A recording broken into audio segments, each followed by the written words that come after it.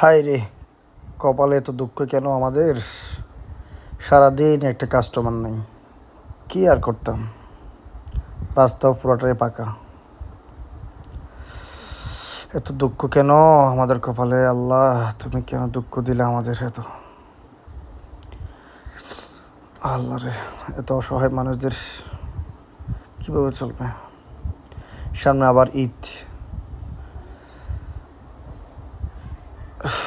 ছোটো ভাই বোনদের কাপড় চোপড় কিনে দিতে হবে, কোত্থেকে দিব? কি আবার এটা এখানে কেন? এটা চিড়ে ফেলছে কি? ছেলে একটা আছে যেখানে সেখানে রেখে দেয়, তাক এখানে একটু গুছিয়ে রাখে না।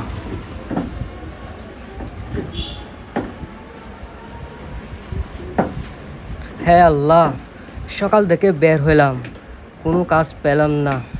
আরে বাসায় মা বাবারও বাজারে অপেক্ষায় বসে আছে।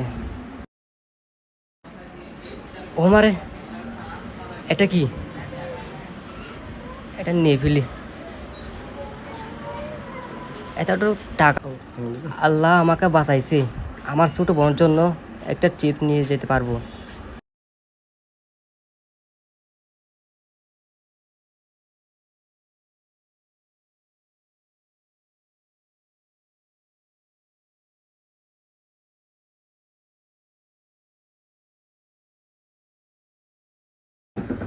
জি ভাই, কিছু নিবেন?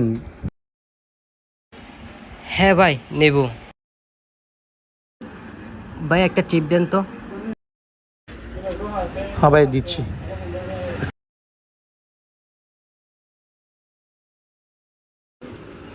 ভাই নেন তো, নেন।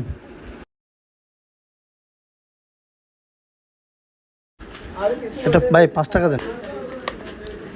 দেখি টাকাটা একটু খুলে, এমন লাগতেছে কেন? এ ভাই একটু এদিকে আসেন তো।